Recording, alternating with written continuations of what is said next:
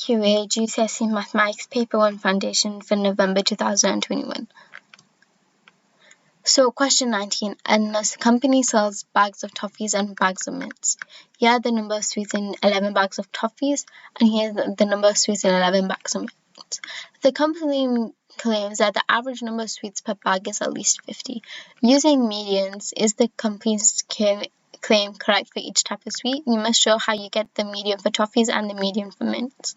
So for the median, I have to put these numbers in the order, and the toffees are in order, so these are the numbers in order, and the median is the middle number, so that's 51, so that's the median.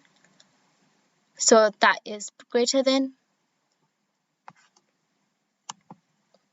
so that is greater than 50, so the company is correct with that one. For the bag of mints, they are already in order, and because it's an even number, there's two numbers in the middle, so I would find the mean of them, which gives me 49, and that's the median.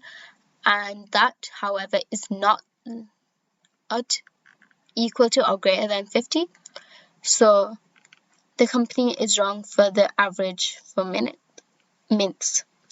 Like and subscribe for more GCSE math related videos.